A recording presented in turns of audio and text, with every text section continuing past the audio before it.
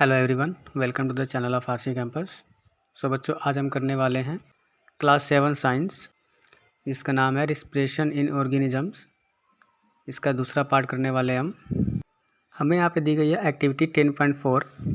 तो आप एक डीप ब्रेथ लेंगे, सांस लेंगे, मेजर करेंगे चेस्ट को अपने मेजरिंग टेप फिगर 10.6। इस तरीके से एक्टिविटी आपको करनी है। गहरी सांस लेंगे और चेस्ट को मेजर करेंगे और फिर एक्सहेल करेंगे, सांस को बाहर छोड़ेंगे और फिर से अपने चेस्ट को मेजर करेंगे और जो रिज़ल्ट है आपके वो आप यहाँ पर लिखेंगे। आपके क्लासमेट का नाम, इन्हेलेशन के टाइम पर चेस्ट का एक्सपेंशन कितना था और एक्सहेलेशन के टाइम पर, और दोनों में डिफरेंस कितना था। रिकॉर्ड किया आपने जो हमारी फाइंडिंग्स हैं उसको, और फिर आपको उस क्लासमेट का नाम बताना है जिसमें मैक्सिमम एक्सपेंशन को शो किया है। We can understand the mechanism of breathing by a simple model. इस मॉडल से हम समझ सकते हैं कैसे चेस्ट एक्सपेंशन होता है। जब आप एयर को टेकिंग करते हैं तो हवा जाएगी लंग्स में, ज़्यादा स्पेस की ज़रूरत है। स्पेस कैसे बनेगा? जब रिब्स जाएंगे बाहर की तरफ, उनके अंदर हवा आ गई और डायग्राम जाएगा नीचे की तरफ। Diagram moves down, ribs moves out and effort. Air जब बाहर आएगी श्रिंक होकर तो फिर से वो अपने उसी पोजीशन पर आ जाएगा। रिब्स मूव बैक, डायग्राम फिर से मूव बैक। इसमें अपवर्ड मूवमेंट होती है और जो रिब्स हैं इनवर्ड मूवमेंट होती है। Mechanism of breathing in human beings. उसके बाद एक और एक्टिविटी है, टेक अ वाइट प्लास्टिक बोतल। एक प्लास्टिक बोतल लेंगे, रिमूव कर देंगे उस बॉटम को और वाई शेप का एक ग्लास या फिर प्लास्टिक ट्यूब लेंगे। एक प्लास्टिक बोतल आपको लेनी है। ये पिक्चर भी आपको गिवन दिया है यहाँ पर, फिगर 10.7। उसके बाद उसमें एक होल करना है जिससे कि ट्यूब को आप पास थ्रू कर सकें द फ्रॉक। और एक जो दूसरे तरफ वाला जो एंड है ट्यूब का, उसको उस तरफ आप दो इन्फ्लेटेड बैलून लगा देंगे। इंट्रोड्यूस करेंगे ट्यूब इन द बोतल एज शोन इन फिगर 10.7। बोतल को कैप कर देंगे, सील कर देंगे, उसको एयर टाइप बना देंगे। To the open base to the बोतल टाई अ थिन रबर और प्लास्टिक शीट नीचे लगा देंगे और एक लार्ज रबर बैंड से बांध देंगे, लगा देंगे उसको। एक आपने बोतल ली और उसको नीचे से आपने कट किया, इस पार्ट को आपने रिमूव कर दिया और यहाँ पर आपने एक रबड़ की शीट लगा देनी है या प्लास्टिक शीट कोई, और इसको यहाँ से रबड़ से इसको बांध दिया। जैसे बलून होता है ना, उसको आप एक बैलून, बड़ा सा बैलून को कट कर लें, उसको आप यहाँ पर लगा सकते हैं। ऊपर आपने एक छेद किया और वहाँ से एक वायर, इन्वर्टेड वायर कोई शेप के पाइप यहाँ पर लगा है और इसमें दो इन्फ्लेटेड बैलून्स। देखिए इस तरीके से बनाएंगे आप इसको। बोतल नीचे से कट की और यहाँ एक रबड़ की शीट लगा दी है। ये पाइप बना लेंगे क्योंकि ऐसा ये पाइप आपको मिलेगा नहीं। और ये दो बैलून्स है और ऊपर जो कैप है उसको लगा दिया है। To understand the expansion of the lung, pull the rubber sheet from the base downward and watch the balloons. अब क्या करेंगे, इस शीट को नीचे से पुल करेंगे, जिसमें हमने रबड़ की शीट लगाई थी, पूरी तरीके से इसको बंद नहीं किया था। नीचे की तरफ से इसको खींचेंगे और फिर इस बैलून्स में देखेंगे कि क्या चेंजेस आए हैं। एक तरीके से ये बैलून्स आपके लंग्स की तरह ही वर्क कर रहे हैं। ये है आपका विंड पाइप जहाँ से एयर अंदर आएगी। ये क्या है आपका, नीचे है ये आपका डायग्राम। डाउनवर्ड और अपवर्ड मूवमेंट होती है और ये इस तरीके का आपको रिजल्ट मिलेगा।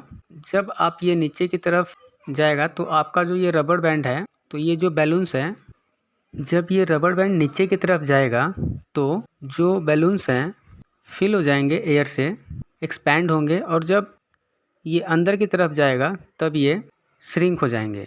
यही मूवमेंट हमारे लंग्स में भी होती है।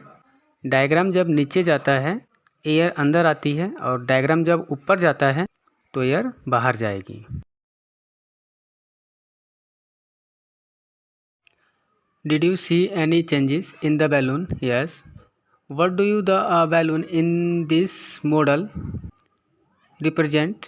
तो बैलून जो है किसको रिप्रेजेंट कर रहे हैं, तो यहाँ पर ये कर रहे हैं लंग्स को। What does the rubber seat represent. Rubber band किसको रिप्रेजेंट कर रहा है, तो वो कर रहा है आपका डायग्राम का। Now you should be able to explain the mechanism of the breathing. अभी आप ब्रीथिंग के इस मैकेनिज्म को अच्छे से समझ गए होंगे। नेक्स्ट है आपका what do we breathe out. जब आप ब्रीथ आउट करते हैं, सांस को बाहर छोड़ते हैं, तो हमारे ब्रीथ में क्या होता है, इसी के लिए एक एक्टिविटी दी गई है 10.6।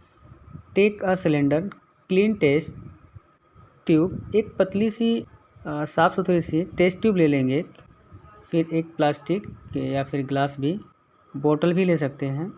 अगर आपके पास बोतल है तो उसके लिड में उसमें छेद करेंगे और उसको फिक्स करेंगे।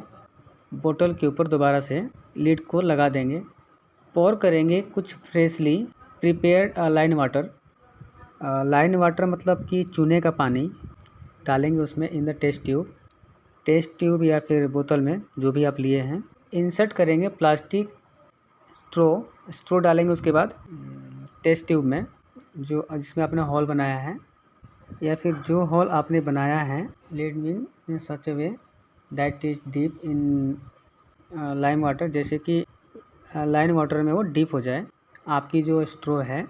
उसके बाद आप ब्लो कर लेंगे gently through the straw of 5 minute. अब कुछ मिनट के लिए आपके पास फिगर भी गिवन है 10.6। ये आपको करना है। ये आपका स्ट्रो है, ये लाइन वाटर लिया। लाइन वाटर कलरलेस होता है। लाइन वाटर कलरलेस होता है, लेकिन उसमें CO2 पास होती है तो उसमें मिल्की हो जाता है, अदरवाइज कलरलेस होता है।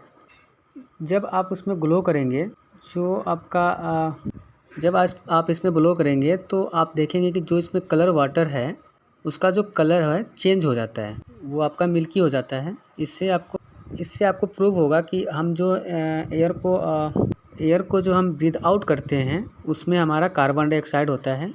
Is there a change in the appearance of the lime water. क्या लाइन वाटर के अपीयरेंस में कोई चेंज हुआ है, तो बिल्कुल चेंज हुआ है। वो मिल्की हो गया, अभी वाइट कलर का हो गया है वो।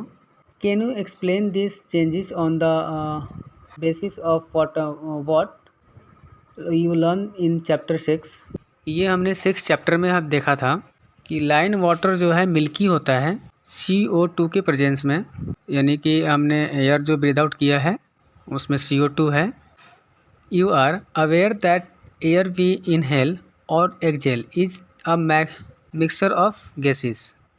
हमें पता है कि हम जो एयर को इनहेल करते हैं, टेकिंग करते हैं या फिर एक्सहेल करते हैं, टेक आउट करते हैं, तो उसमें बहुत सारे गैस का जो है मिक्सचर होता है। What do we exhale. हम एक्सहेल क्या करते हैं, do we exhale only carbon dioxide और mixture of gas.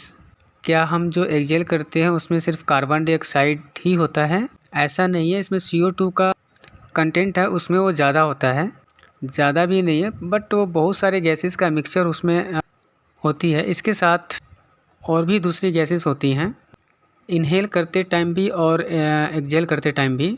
You must have also observe that if you exhale on a mirror. अगर आप एक्सहेल करें मिरर के ऊपर, a film of moisture appear on its surface. एक moisture जैसा film उस पर आ जाता है।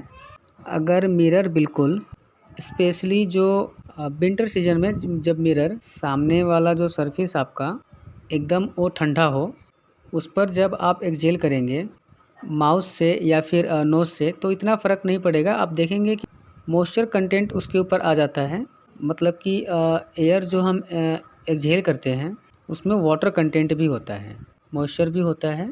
ये ड्रॉपलेट्स कहाँ से आई, जो हमने एक्सहेल किया है एयर, उससे। Breathe for better life. Regular traditional breathing exercise, pranayama जिसको हम बोलते हैं, ये क्या करते हैं, इंक्रीज करते हैं capacity of lung to take in more air. हमारे लंग्स के कैपेसिटी बढ़ती है कि हम ज़्यादा एयर को टेक इन कर सकते हैं तो ज़्यादा ऑक्सीजन सप्लाई होगी अगर हमारी बॉडी में, तो सेल तक ज़्यादा ऑक्सीजन जाएगी तो ज़्यादा एनर्जी रिलीज होगी। Now the percentage of oxygen and carbon dioxide inhale and exhaled air, जो एयर हम इनहेल और एक्सहेल करते हैं तो उसमें दो गैसेस देखते हैं, कितना ऑक्सीजन और कितना CO2 उसमें होता है। इनहेल्ड एयर में 21% ऑक्सीजन और 0.04% कार्बन डाइऑक्साइड, 1% भी नहीं होती है कार्बन डाइऑक्साइड, इसमें 1.1% भी नहीं होती है। और जो एयर आप एक्सहेल करते हैं उसमें 16.4% ऑक्सीजन को भी हम एक्सहेल करते हैं। पूरी ऑक्सीजन हमारा सेल्स जो है यूटिलाइज नहीं करती।